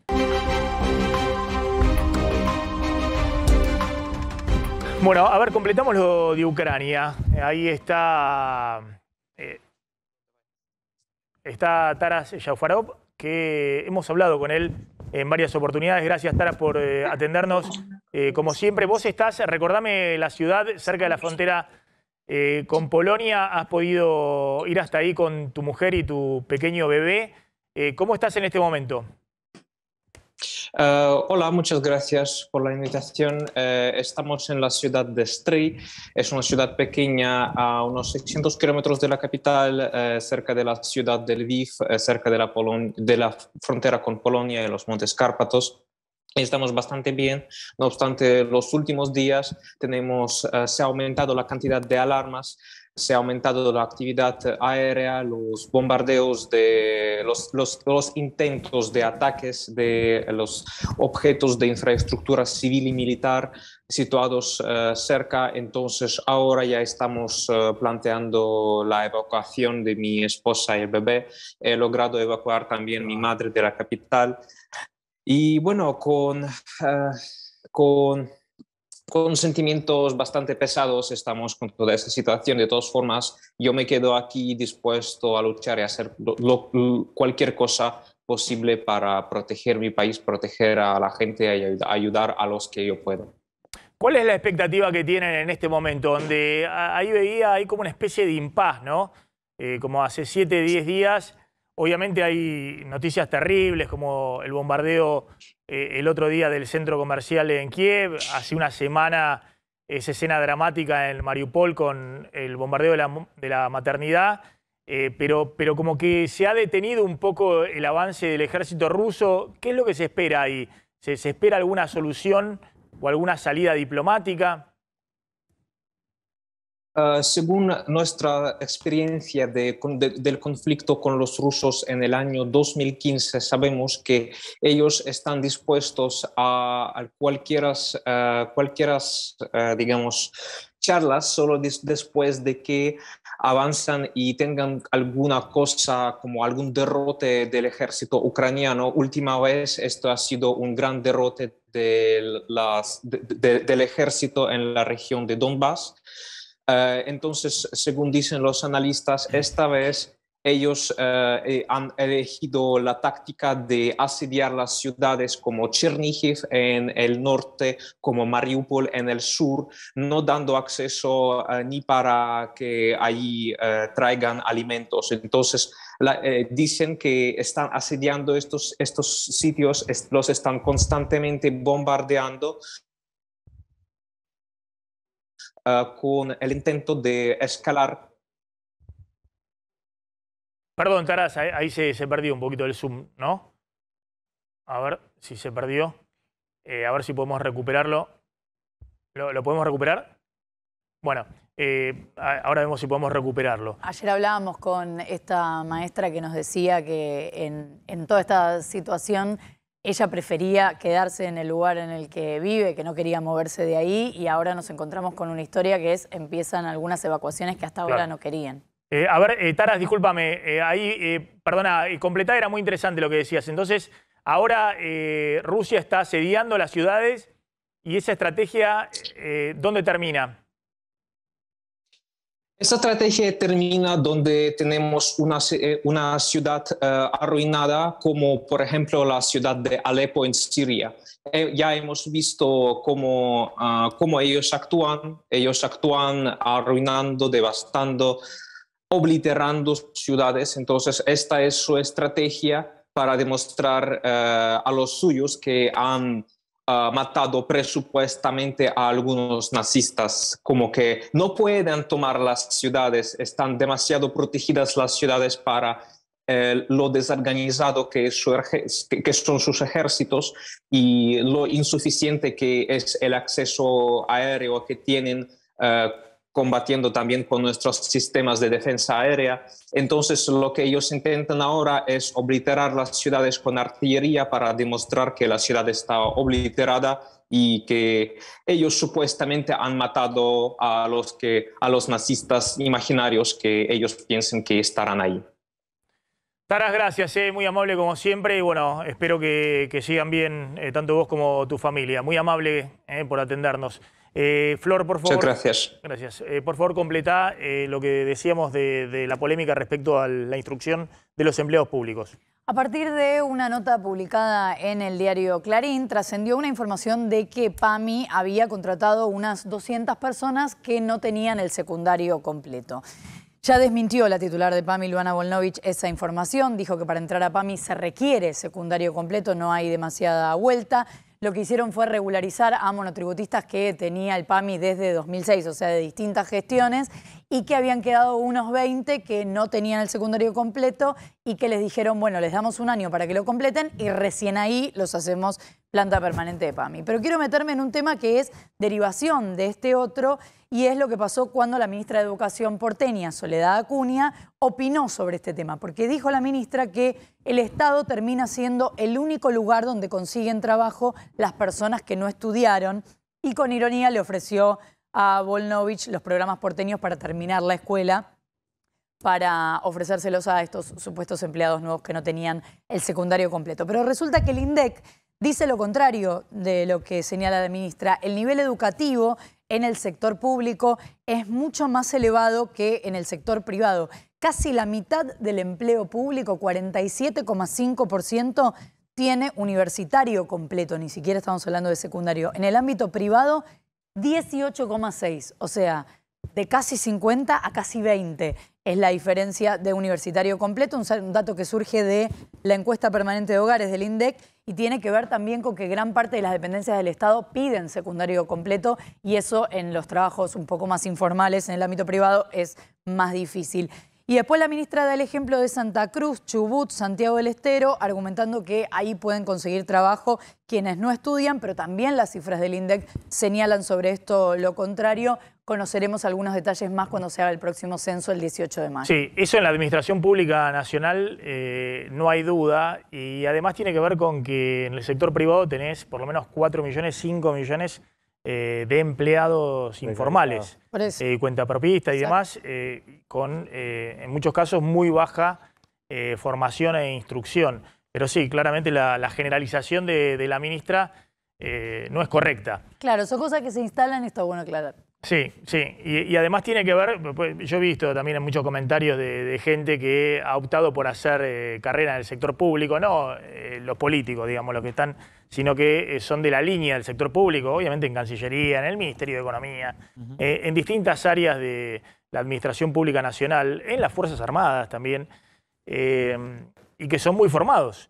Y claramente dicen, he rechazado la posibilidad de hacer una carrera con otro rango salarial y demás en el sector privado porque también tenían su vocación y una formación no solamente universitaria, sino también de posgrados, tanto en la Argentina como en el exterior.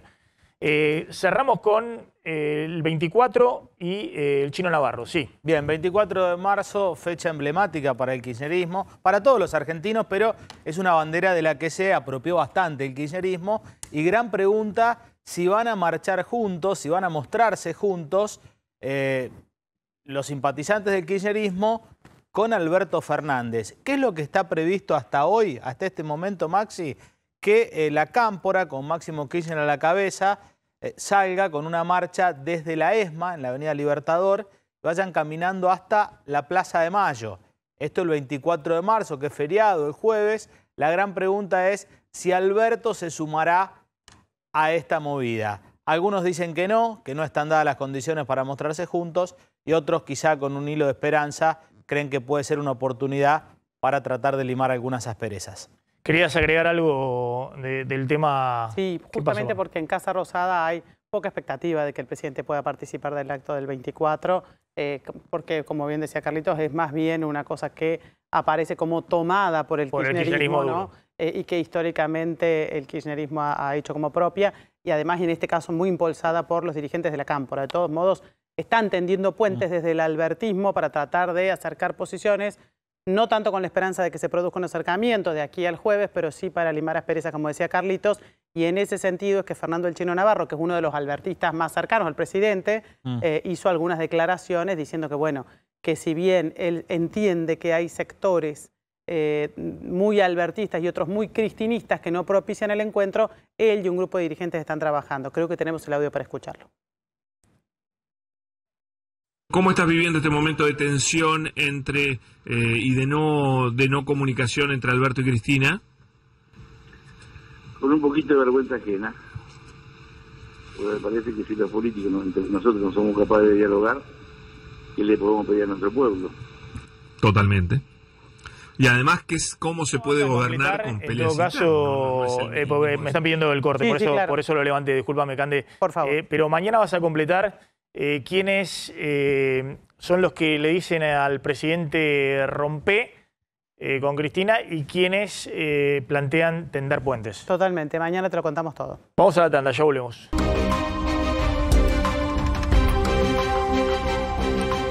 Bueno, cerramos con Adrián Sack, que está en Estados Unidos. Atención, porque Biden habló de que Putin podría utilizar armas químicas. Adrián, ¿cómo estás? ¿Qué tal? ¿Qué tal? Muy buenas tardes, Max y equipo. Sí, así es. Esa es una de las preocupaciones que tiene el presidente Joe Biden, el del uso de armas químicas, que desde hace unos días lo está diciendo, lo está anunciando, y cree que Rusia va a hacer una operación de bandera falsa, justamente acusando a Ucrania de guardar ellos armas químicas, pero en realidad para usar las propias armas de Rusia en el ataque a la población ucraniana. Pero más allá de eso, lo que está realmente preocupando en estas últimas horas a Biden es algo a mayor escala aún, que es un ciberataque por parte de Rusia a los Estados Unidos.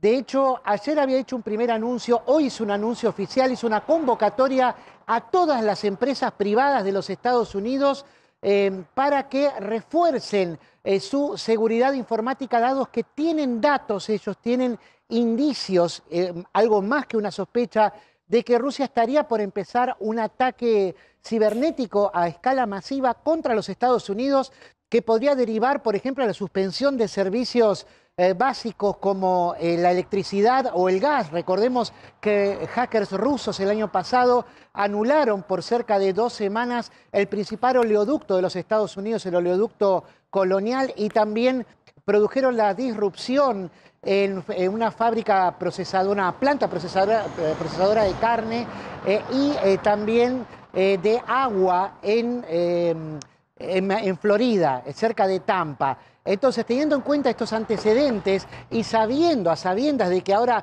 Biden va a viajar a Europa, va a ir a Bélgica y a Polonia a partir del jueves, donde anunciaría sanciones más duras contra Rusia, sabe que esta sería la represalia inmediata y que pone en vilo justamente la seguridad informática de Estados Unidos. ¿Sabés qué dijo Biden? Les dijo, esto es más que cuidar sus negocios. Esto es un deber patriótico, reforzar la seguridad de sus sistemas informáticos. Esto porque Estados Unidos no cuenta con un sistema de seguridad estatal, digamos. Cada empresa se tiene que cubrir, se tiene que proteger y tiene que tomar sus medidas. Entonces, teniendo en cuenta esto, fue muy enfático acerca de reforzar la seguridad, porque ven venir un ataque muy fuerte aquí contra los Estados Unidos. Fuerte. Adrián, gracias. Como siempre, impecable. Adrián Sack desde Estados Unidos. Nos estamos retirando. Ya está llegando Mariana Contartesi y Roberto Funes al aire de A24. Nos vemos mañana. Chau. Pásenla bien.